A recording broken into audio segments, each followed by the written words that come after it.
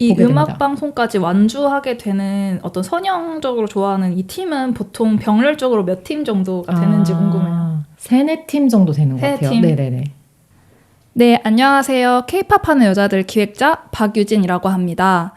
오늘은 이렇게 유튜브로 처음 인사드리게 되었는데요. 그러다 보니까 제가 이제 누구인지 모르시는 분들이 대부분일 것 같아요. 그래서 제 소개를 먼저 짧게 하자면 저는 스튜디오 휴휴라는 그래픽 디자인 스튜디오를 하고 있는 디자이너이자 K-pop 하는 여자들이라는 커뮤니티를 운영하고 있는 기획자입니다. 잘 부탁드립니다. 그래서 우선은 어쩌다가 디자이너가 이렇게 K-pop 관련된 커뮤니티를 하게 되었나 궁금하실 수도 있는데요. 제가 2023년에 토스 머니스토리 공모전에서 K-pop 성공의 주역이라는 글로 당선이 되었습니다. 그때가 제가 처음으로 K-pop 하는 거를 주변 사람들한테 알린 저한테는 큰 사건이었는데요. 사실 그 글을 쓸 당시에 조금 K-pop에 돈을 조금 덜 쓰고 시간도 조금 덜 쓸 때였어서 뭔가 완덕했다라는 기분이 저한테 있었어요. 그래서 한 시절을 잘 기록하고 싶다라는 마음에 그 글을 쓰게 됐고 운이 좋게 이제 당선이 되었었어요. 그 전까지는 주변 사람들이 제가 K-pop 하는 거를 거의 몰랐어요. 근데 그렇게 글을 쓰면서 제가 엄청 큰 해방감을 느끼게 되더라고요. 왜냐면은 뭔가 항상 그 전에는 숨기면서 덕질을 하다가 좀 마음 편하게 후련하게 하고 나니까 뭔가 제가 저 존재로서 인정받는 느낌? 그런 게 들었어가지고 저도 의도했던 건 아닌데 되게 크게 회복의 시간을 가졌던 것 같아요. 그리고 또 그 글이 되게 운이 좋게도 바이럴이 정말 많이 되었는데 트위터에서 진짜 많은 분들이 인용 RT 해주시고 크롭해서 또 의견도 막 이렇게 막 올려주시더라고요. 대부분 공감 간다는 얘기가 진짜 많았어요. 다행이라고 생각을 해서 어쨌든 공감해주시는 분이 많다는 건 너무 좋은 일이잖아요. 좋은 일? 좋은 일인가? 그 글이 사실 공감을 많이 하면 좋은 글은 아닌데 공감을 많이 해주셨는데 돈을 많이 쓰고 스트레스 받아 하시는 분들이 많다라는 게 어쨌든 저한테는 심란하고 좀 뭔가 걱정되는 일이기도 했었어요. 그래도 어쨌든 많은 분들이 공감해 주셔서 너무너무 기뻤었습니다.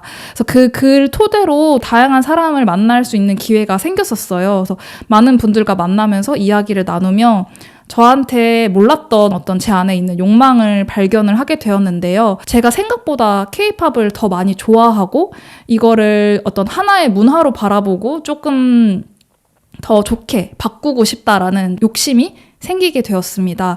제가 K-팝 덕질할 때 제일 많이 했던 말이 탈퇴할 거야 라는 건데요. 그게 사실 아이돌이 너무 뭐 밉거나 싫어서 그 말을 했던 적은 없었던 것 같아요.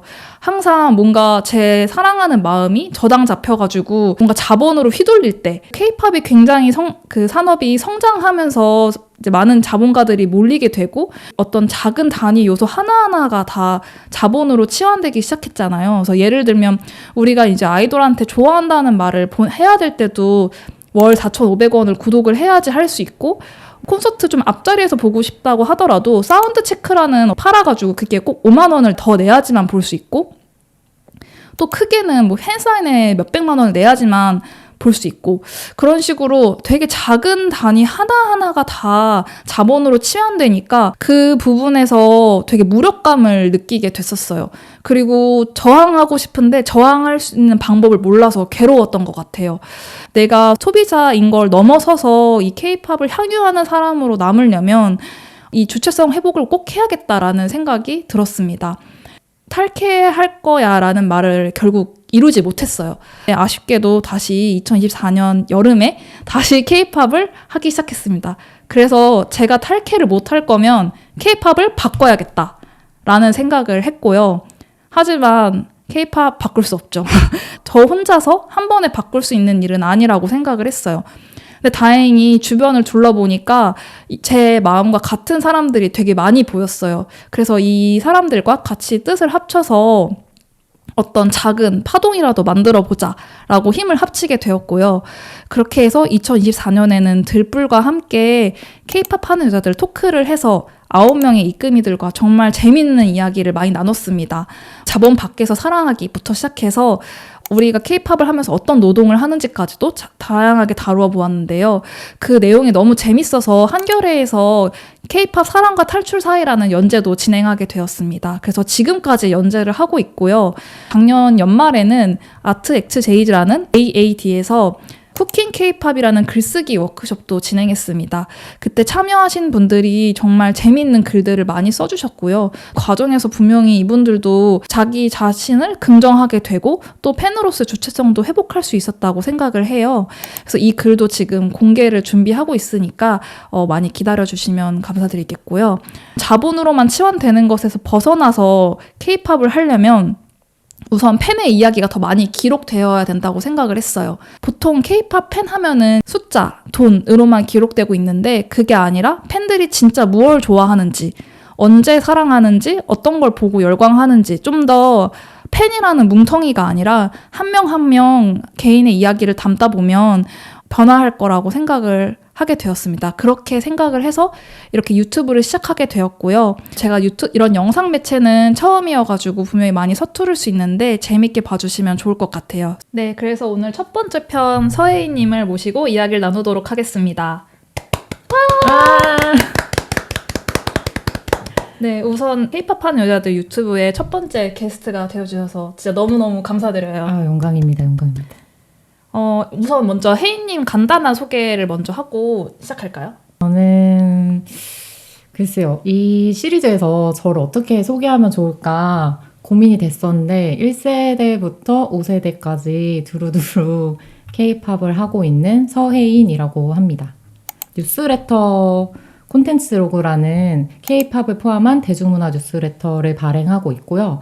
그 외에 뭐 기회가 되면 K-팝에 대해 말하거나 쓰거나 하고 있습니다. 그래서 K-팝 하는 여자들 처음 시작할 때 제일 먼저 연락드렸던 분이죠. 맞아요. 그게 벌써 2년 정도 되지 않았나요? 맞아요. 저희가 처음 만났던 거는 그 차오진 문화평론가님이 하시는 TMI FM 타운홀 미팅이라고 그 TMI FM 구독자분들 모여서 같이 이야기 나누는 자리였는데 제가 그때 그 구독자 모임에 참여했었고 유진님이 스태프로 일하셨었죠. 네. 그 전에는 메일로만 한번 그 디자인 때문에 이야기를 나눴다가 이때 오신다면 한번 밥을 먹자 해서 끝나고 우리 그때 피자집 가서 밥 먹다가 제가 이런 거 하고 싶다고 그래서 집에 가서 기획안 써서 메일 보내서 K-팝 하는 여자들 잡담회로 바로 이어졌던 것 같아요. 맞아요. 근데 뭔가 우리가 다 각자 일을 하고 있으니까 하고 싶은 것들은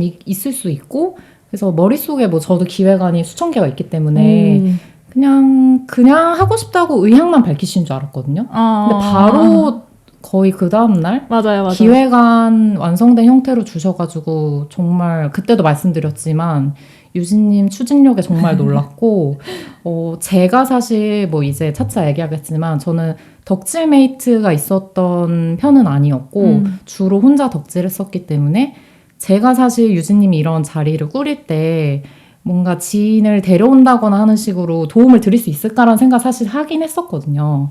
근데 어쨌든 아름아름 모아서 이제 제가 아는 사람, 유진님이 아는 사람 모아서 이렇게 K-팝 하는 여자들의 초기 버전의 입문 버전을 열었었죠. 맞아요. 그때 또 재밌었는데 이게 너무너무 재밌으니까 이걸 좀 더 크게 해보자 해서 토크로까지 연결되었고 그때도 이제 혜인님이 이끄미로 계셔주셔서 사실 저는 할 수 있었다고 생각을 하거든요. 그리고 혜인님 파트가 진짜 재밌었어요. 그 노동에 대한 이야기를 나눴던 게 또 이번에도 사실 또 새로운 도전을 하는데 그래서 약간 혜인님 저한테는 토템이에요. K-팝 하는 애들 새로운 거 할 때 무조건 혜인님을 거쳐 가야지 이제 좀 할 수 있을 것 같은 느낌? 저의 토템이 되어버렸어요. 네, 너무 다시 한번 영광스럽고 제가 뭘 드릴 수 있는 것은 아닌데 무형의 가치는 유형의 가치는 사실 뭘 드릴 수 있을까 고민이 되긴 하지만 제가 K-팝과 축적해온 시간이 굉장히 길기 때문에 그거를 이제 풀어놓는다는 의미에서는 뭔가 작은 시작들을 같이 하는 게 의미가 있지 않을까라고 생각하고 있습니다. 와, 그래서 이번에도 승낙해 주셔서 너무 감사드리고 님이 요즘 가장 어떤 아티스트를 시선이 가장 오래 머물고 있는지 그게 궁금해서 일단 시선이 머문다라는 정의가 저는 거의 2주 단위인 것 같긴 하거든요. 사실 네.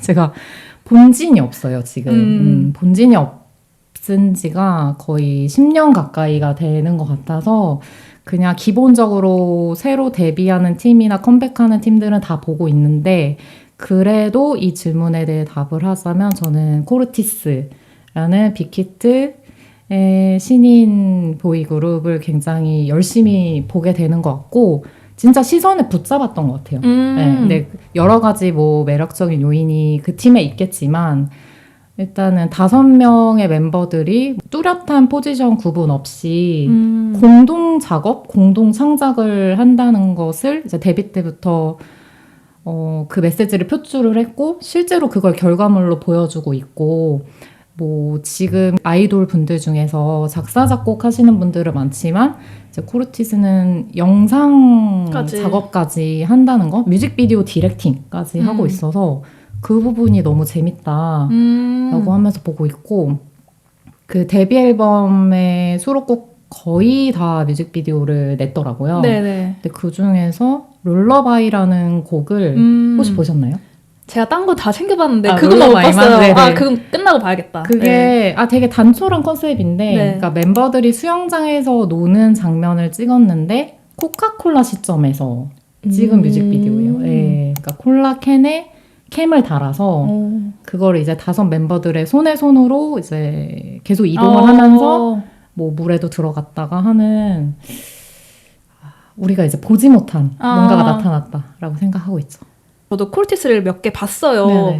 그 인기 순으로 해서 보니까 그 댄스 프랙티스가 이제 제일 상단에 있더라고요. 저는 또 늘 제가 좋아하던 방식으로 보게 되더라고요. 연습실에서 신발 소리가 그 착착착 그 나고 미치게 하죠. 네. 그게 진짜 쾌감이 있고 아 이거 진짜 케이팝 오타쿠들이 좋아하는 건데 어떻게 이 사람들은 그 방금 말씀하신 그런 기획력이랑 이 진짜 오타쿠들이 좋아하는 이 발소리랑 이 2개를 다 가졌지? 보통 이제 하나만 이제 가져가기가 되게 쉽잖아요. 뭔가 하다 보면은. 그래서 질투난다. 정말. 실무자들에게 되게 축적됐을 지금 딱 유진님이 말씀하신 것처럼 한 가지만 해서는 이제 경쟁력이 없기 때문에 2가지를 되게 치밀하게 가져가겠다라는 게 데뷔 앨범부터 드러났다는 게 되게 놀랍고 지금 그 리더 마틴 분 인터뷰 보니까 이미 2집 작업을 하고 있다고 하더라고요. 그래서 그 다음이 더 궁금해지기 때문에 더 좀 시선이 가는 것 같아요. 맞아. 그리고 심지어 콜티스는 이 2가지가 아니라 제가 느꼈을 때는 거의 요즘 그 말하는 육각형에 가깝게 다 모든 거를 지금 잘하고 있는 분들이어가지고 데뷔 앨범은 신인들이 되게 잘하기가 조금 쉽다고 생각하는 부분도 있어요. 잘하기가 쉽다. 잘 만들어지는 가능성이 더 크다. 네네네. 예를 들면 올데이 프로젝트도 데뷔 앨범이 진짜 좋았다고 생각을 했고 그러니까 데뷔 앨범이 좋은 가수들이 되게 많은데 그 다음까지 그거를 끌고 가는 가수가 전 솔직히 몇 없다고 생각을 해요. 그래서 콜티스 다음 앨범이 되게 궁금해요. 정말 공감합니다. 사실 아이돌뿐 아니라 그냥 모든 창작자들이 2번째에서 잘하기가 어렵죠. 그게 바꿔서 말하면 꾸준히 좋은 걸 보여주기가 어렵고 그거는 그냥 본질적인 부분인데 진짜 2번째 앨범 어떤 것으로 들고 나올지 네 기대하고 있습니다. 그러면은 혜인님은 보통 아이돌을 볼 때 뭐 노래, 무대 퍼포먼스, 팬과의 소통, 비주얼, 세계관 했을 때 어떤 부분을 가장 중점 있게 보시는지 좀 궁금하더라고요. 기획력이 될 수도 있고. 여러 가지를 다 두루두루 보게 되긴 하는데 가장 중요한 건 퍼포먼스인 것 같긴 해요. 그래서 뭐 다인원 그룹으로 이루어진 게 사실 케이팝 정체성이기도 한데 그게 그냥 한 사람이 어떤 킬링 파트를 소화한다 이런 개념이 아니라 그 멤버들이 동선과 그림을 그리잖아요. 케이팝은. 그런 걸 보는 게 너무 재미있고 특히 음악 방송에서 보여주지 않았고 콘서트에서만 보여줄 수 있는 그런 식의 퍼포먼스. 그러니까 정말 멤버들이 여러 명이니까 그 공연장을 잘 활용하면 여기저기서 등장할 수 있잖아요. 네. 멤버들이. 그런 걸 보는 재미도 있고 뭐 말씀해 주신 것처럼 댄스 프랙티스 영상 굉장히 열심히 보죠. 퍼포먼스 좋아하기 때문에. 근데 또 최근 2-3년 정도 체감하기로의 특징은 1세대 덕질할 때는 카메라가 고정돼 있었잖아요. 네. 근데 이제는 그 안무 연습 영상을 찍는 또 그 카메라 기사님이 계속 멤버처럼 움직이시잖아요. 그런 게 또 되게 재밌는 것 같아요. 그래서 어떤 팬분은 그냥 제발 좀 고정해줘라. 이 카메라 좀 움직이지 마라 하는 분도 있고, 어떤 다른 팬분은 좀 요즘 트렌드에 맞게 다양한 각도를 보여줘라 하는 것도 있어서 그런 것도 재밌는 것 같아요. 맞아. 그게 근데 곡마다 좀 다른 것 같아요. 코르테스 거는 다 고정 캠이고, 전 재밌다고 느꼈던 게 그 끝에 한 10분 정도를 멤버들이 진창 힘들어하는 거를 다 보여주더라고요. 맞아요. 그게 되게 네네. 재밌다고 생각했어요. 그러니까 고정 캠이라는 어떤 되게 클래식한 거를 선택했지만 또 다름을 주려고 나름 고민을 하신 거잖아요. 그래서 여기 진짜 고민 많이 하는 팀이다. 그리고 되게 재밌다. 그러니까 사람들이 K-pop 좋아하는 요소 중에 하나가 엄청 진창 힘들어하는 걸 보는 걸 분명히 있다고 생각을 하거든요. 그쵸. 그래서 진짜 빡세게 쳐라 이런 말 많이 하잖아요. 슬프지만. 네네네. 그래서 그거를 가감없이 노출하는 게 좀 영리하다고 생각했었어요. 네. 정말 영리하다라는 말이 자꾸 나와서 가끔은 그분들에게 죄송할 때도 있는데 왜냐면 그분들은 진짜 말 그대로 본인의 HP를 깎아서 보여준 결과물이 사실 그런 우리가 보는 땀을 흘리거나 뭔가 숨을 차하거나 그런 건데, 그걸 보면서 그런 모습을 볼 때 또 우리 마음에 느껴지는 어떤 감탄스러움이 있기 때문에 영리하다고 생각하면서 저도 맞아. 보게 되더라고요. 고민하는 걸 또 사람들이 더 좋아하니까. 땀 흘리고 고민하는 걸 좋아한다는 게 좀 이상하긴 한데. 최근에 본진 없이 이제 좋아하게 된 게 10년 정도 됐다고 하셨지만은, 그래도 어쨌든 본진이 있던 기간이 있어서 저는 혜인이랑 대화를 하는 게 편하다고 느꼈던 것 같아요. 그러니까 왜냐면 한 번도 본진이 없어 본 사람의 덕질이랑 본질이 진짜 진득하게 있다가 지금 없는 거랑 분명히 다르다고 생각을 하거든요. 그 시간을 잠깐 짧게 요약을 해서 이야기를 나눠볼 수 있을까요? 네, 시작은 무려 2000년. 정말 21세기 시작될 때 제가 초등학생 고학년 때였던 것 같은데요. 그때 이제 반에 신화를 좋아하거나 G.O.D를 좋아하거나 제 3의 선택지는 없는 환경에서 제가 자라게 된 거죠. 그래서 선택을 해야 됐어요. 그랬기 때문에 신화를 선택을 했고 그 6명의 멤버 중에서 뭔가 심지가 좀 올곧은 것 같은 사람이 당시에 저에게는 김동완 씨처럼 느껴졌기 때문에, 그래서 온리원의 김동완으로 시작을 했고요. 그 시간이 또 훌쩍 지나서 2008년에 소녀시대 태연의 궤도 홍길동 OST를 듣다가, 만약에죠, 너무 유명한 드라마 OST인데 제가 그때 삼수를 하고 있었어요. 대입이 너무 잘 안 풀려서. 그래서 어느 날 귀갓길에 학원 끝나고 그냥 mp3가 그때 있었고 만약에를 들었는데 그 보컬이 너무 좋아서, 그래서 태연 씨에게 입덕을 하게 됐어요. 그리고 나서 소녀시대도 같이 덕질을 하다가 또 시간이 훌쩍 흘러서 프로듀스 사파를 보면서 아이즈원이라는 그룹까지 제가 어떤 팀 단위로 좀 진득하게 덕질을 했던 팀은 그렇게 3팀인 것 같아요. 각각의 가수를 좋아하실 때 보통 평범한 사람들처럼 좋아하시진 않았잖아요. 네네네. 그 커뮤니티를 운영하셨던 어떤 경험들이 있는데, 커뮤니티를 이제 만드는 경험에서 지금은 사실 또 기록하는 사람으로 저는 바뀌었다고 생각을 해요. 그 이야기도 조금 해주실 수 있을까요?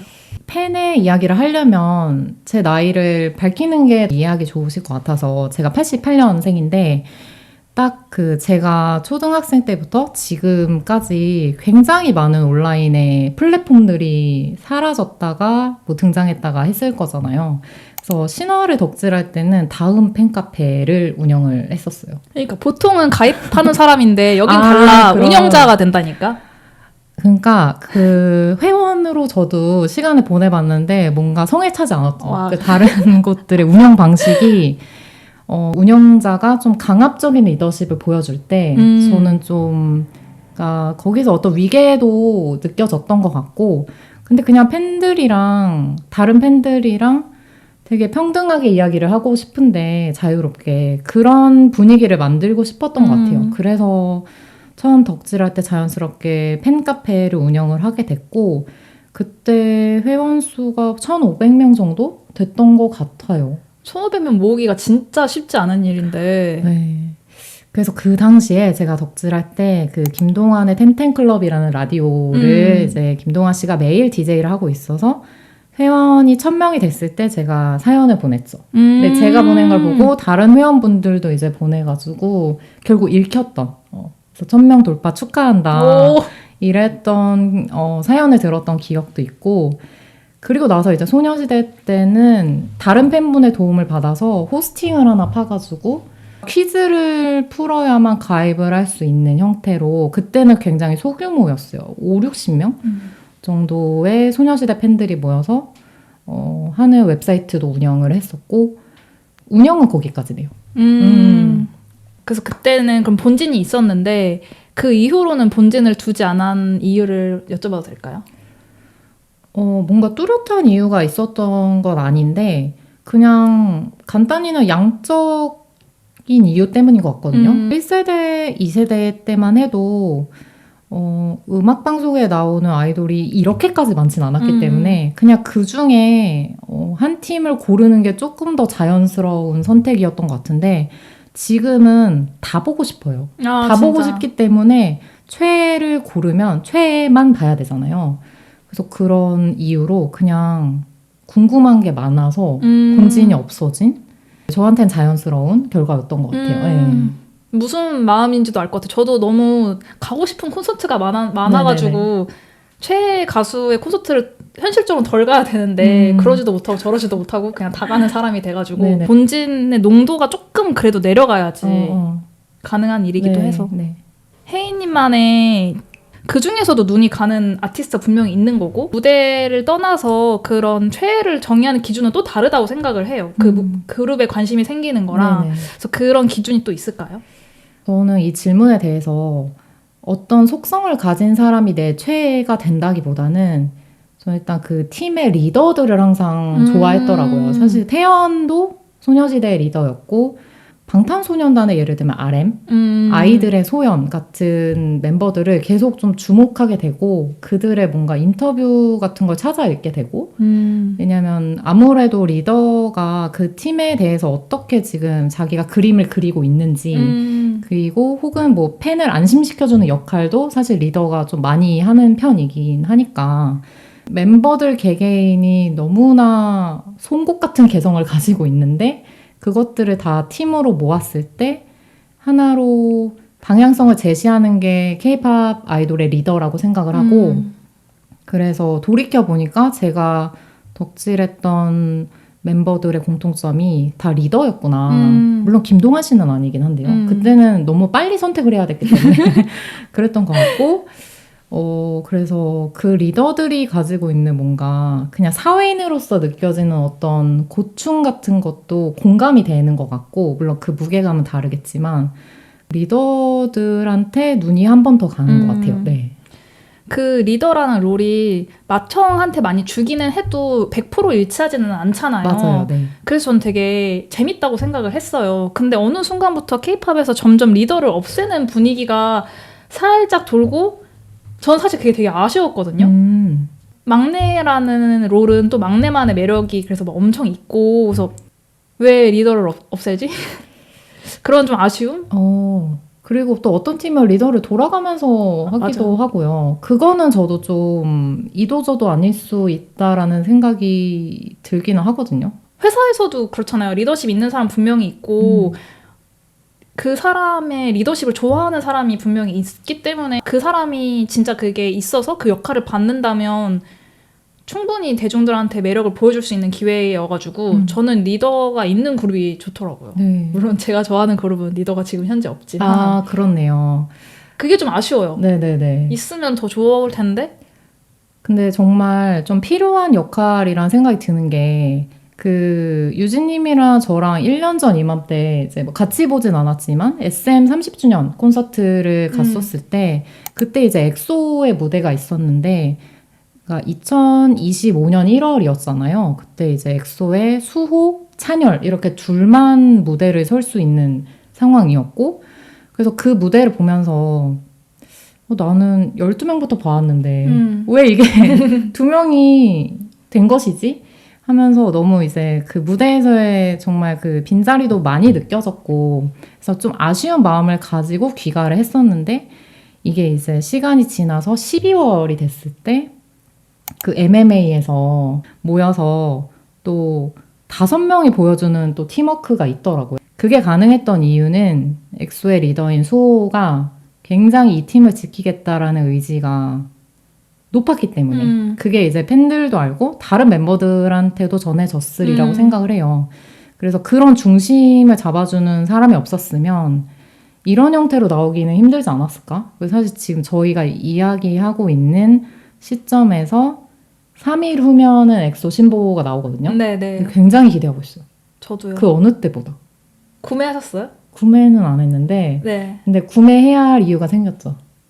아시는 네, 쇼노블 버전. 네, 저도 구매를 해놨어요. 쇼노블이란 48페이지로 이루어진 엑소의 세계관에 대한 소설을 네. 이주 작가님이 네. 쓰셨더라고요. 그럼 구매해야죠. 네, 네. 진짜 값이 조금 나게 하긴 하는데 맞아요.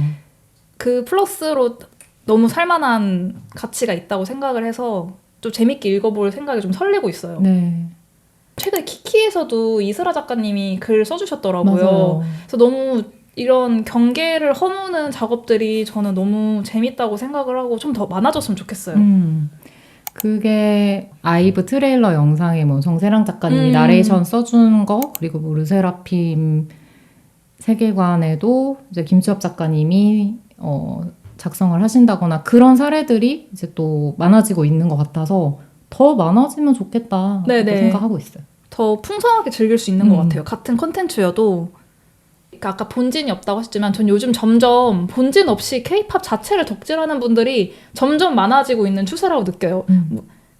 슬프게 한 사람을 좋아하는 게 힘든 시스템이 됐다 보니까 그러니까 처음에는 다돌이 유행했다가 그 다돌 유행도 이제 어느 정도 지나가고 본진은 정말 가볍게 두고 K-팝 자체를 아예 즐기시는 분들이 많아졌다고 생각하는데 어떤 식으로 덕질하고 있는지 궁금합니다. 저는 업계인처럼 덕질을 하는 것 같아요. 그러니까 순서대로 다 봐요. 티저가 떴을 때, 그러니까 뭐 티저가 이미지도 있고 트레일러 영상도 있고 그걸 먼저 보고, 그리고 앨범 사양 뜨면 그것도 보고, 음원 발매되면 듣고, 뮤직비디오 뜨면 보고, 음악방송 돌면 3, 4 다 보고, 그런 방식이에요. 전 되게 선형적으로 한 팀을 따라가고, 근데 예전이랑 또 다른 게 예전에는 한 번 컴백을 하면 한 달 이상 활동을 했지만 지금은 1, 2주를 하기 때문에 그 호흡이 되게 따라갈 수 있는 호흡인 것 같고, 그래서 뭔가 티저 봤을 때 좀 궁금하다라고 생각이 되면 음악방송까지 다 순서대로 이 보게 됩니다. 음악방송까지 완주하게 되는 어떤 선형적으로 좋아하는 이 팀은 보통 병렬적으로 몇 팀 정도가 되는지 궁금해요. 3, 4팀 정도 되는 것 같아요. 팀? 네네네. 근데 이제 대신 저는 자커는 못 봐요. 네. 그쵸. 여기 안에 들어가기에 너무 쉽지 않다. 물리적으로 그것은 좀 어렵다라는 생각이 비하인드나. 들고. 네네네. 그런 것들은 많이 챙기지는 못하는 것 같고, 음방까지는 그래도 보려고 하고 있고, 근데 제가 이렇게 말씀드리면서도 누락된 게 또 몇 가지 떠오르는데, 댄스 프랙티스 당연히 보고요. 댄스 프랙티스는 비하인드도 봐요. 네. 안무가 선생님과 이제 호흡을 맞추는 과정. 네, 그 중에 한 멤버가 계속 헤매서 다른 멤버가 쉬는 시간인데 도와주는 과정. 1대1 하고, 그 다음날 그 멤버가 또 연습실에 30분 일찍 나오는 모습. 너무 아름다운 광경이죠. 다 보고, 그런 걸 보고 났을 때 다시 이제 음악방송 무대를 보면 그 멤버를 좀 더 집중해서 보게 되니까. 맞아요. 그런 식으로 무한히 보고 있습니다. 조금 힘들어요. 네. 이 앨범을 이제 컴백을 했을 때 보여줄 것들을 플랜을 짰을 테고, 그거를 그냥 힘이 닿는 한은 한번 보자라는 게 저의 덕질 방식인 것 같아요. 저도 뭔가 듣다 보니까 예를 들면 콘서트까지 가는 그룹들 있잖아요. 아까 말했던 좀 엠믹스나 태연 이런 그룹들은 말씀하신 것처럼 좀 더 티저부터 선형적으로 좀 보고 콘서트를 가면 더 좋았을 것 같다? 저는 좀 산발적으로 보는 것 같아요. 엠믹스 콘서트를 너무 좋아해서 가긴 가지만 그 전에 뭔가를 꾸준하게 보고 간다기보다는 갑자기 이게 뭐 트위터에서 떴어. 좀 궁금해졌어. 그러면 넘어가고. 약간 이렇게 되게 산발적으로 챙겨보는데 그렇게 하면은 확실히 콘서트 갔을 때 더 주의 깊게 보는 것도 달라질 것 같고 좀 더 풍부하게 즐길 수 있을 것 같다는 생각이 드네요. 근데 유진님이 엠믹스 콘서트 가신 게 저는 좀 놀랍긴 했거든요. 왜요? 그러니까 엠믹스에게 나의 관심의 지분을 나눠주는 왜냐면 최애가 되게 뚜렷하게 있으신데 뭔가 최애 그룹과 엠믹스가 겹치는 부분이 하나도 없죠. 없는 것 같은데 네. 콘서트까지 가시는구나. 엠믹스 되게 오래전부터 좋아했고 지금 좋아하는 그룹 전에 JYP를 되게 좋아했잖아요. 근데 그때 있지도 되게 좋아했어요. 있지도 콘서트를 갔었어요. 엠믹스도 노래가 너무 좋아서 계속 좋아하고 있는데 그 멤버들이 다 있지라 엠믹스 멤버들 다 너무 착하고 너무 예쁘고 잘해가지고 안 좋아할 수가 없단 말이에요. 뭐 안 그런 아이돌이 없다 하지만 네. 어쨌든 제 취향에 더 부합하기 때문에 근데 이번 앨범 작년에 나왔던 앨범이 너무 좋았잖아요. 너무 좋았잖아요. 이렇게 좋은 앨범을 내가 선물 받았다고 생각을 하거든요. 그렇게까지 좋은 앨범을 만났을 때 내가 이렇게 좋은 앨범을 선물 받았는데 콘서트를 안 갈 수 없다가 되는 것 같아요. 저는. 도리상. 그래서 가게 되었습니다. 결국 진짜 음악이 좋았기 때문에. 네, 저는 좀 네. 음악이 좀 큰 것 같아요. 네네네. 왜 못 갔을까요, 저는?